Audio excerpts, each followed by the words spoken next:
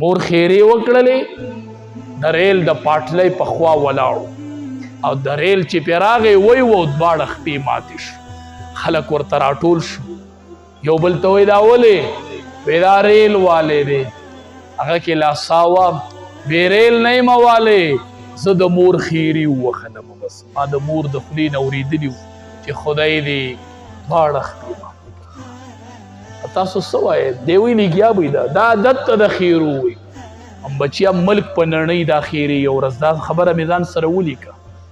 وګورئ کتابونه بخاري شریف راوالی وګورئ بخاري شریف راوالی بنی اسرائیلو کې لوی عبادت گزار جریج لوی عبادت گزار په مانځه ولاړ دی مور را لغږې وکړې جریجه دی په مانځو د جواب ورنک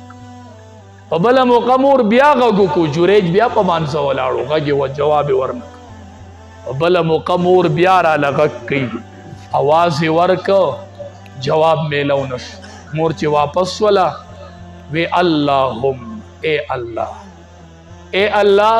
دې د هغې پورې مه مړ کوي چې څو پورې دې ورته د زیناکارو ښځو مخ نه یې ښوولی الله یې مړ که چې د زیناکارو ښځو مخ وویني ما ته آواز نه کوي زه چې وام مورې خیرې مه کوه که نه مورې ته ولې خیرې کوي دا مور داسې خیرې کوي وي خدای دې ملا ماته که و د مورې دا ته څه کوې مورې ته په سولې ته بچې تباه کوې ته بچي له ملا ماتوې نو بیا اکثر ملا ماتوي وی خدایه د هغې پورې وله مرګ مه راولې چې څو دې ورته د زیناکارو ښځو مخ دی مور لاړه ای بچو دا خیرې داسې محفوظې پرتي دا یو جړق سړی سکي دې کې یو زنانه و بې واده د هغې بچې پیدا شو خلق راجمع شو تا خو واده نه دی کړی دا بچې دی د چا نه دی وی دا مې هغه پلانکیزبرګ چې جوریج نوم دی او په عبادت خانه کې ناست دی دا د هغه ما سره زینا کړي خلق را جمع شو چې دا د عبادت په نوم ناست دی خلق راغی هغه عبادت خانه وله ونړوله او دې راویستو د ده سپکاوی کو د یو اواز به لګو وی ما دا ګناه نه ده کړې دا ګناه ما نه ده کړې خلق ورته تا سره څه ثبوت دی وی راولی هغه ماشوم د څلوېښتۍ هغه کوم چې د دې زنانه پیدا شوی راولی دومره لوی د الله ولی ښه بخاري شریف کې شته دی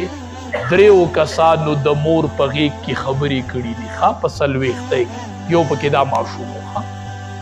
چې راوز د څلوېښتۍ ماشوم دی دی ورته وایي من ابوکا شابه بچیا وایه پلار دې څوک دی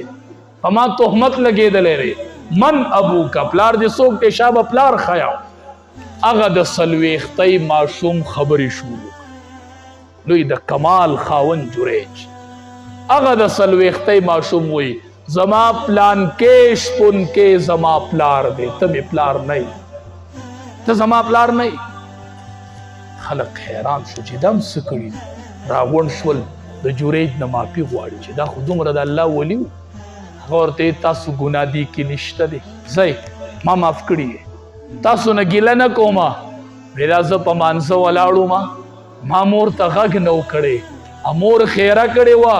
چې هغې پورې د الله مه مړ کوه چې سوی درته د زیناکارو ښځو مخ دی حقه خیره راته نن راوغوښتله رالله د زیناکارو ښځو سره مې مخامختیا رالله او تهمت را باندې ولګېد دا نن زما د مور هغه خیره قبوله شي دې کې ستاسو هېڅ قصور نشته ای بچو ای بچوړو څه چې الی د مور نه تپوس کوئ ښه پین الی که نه پین مور نه تپوس کوه څه څیز خرڅئ نو د مور نه څه کوه تپوس کوه ای ځوانانو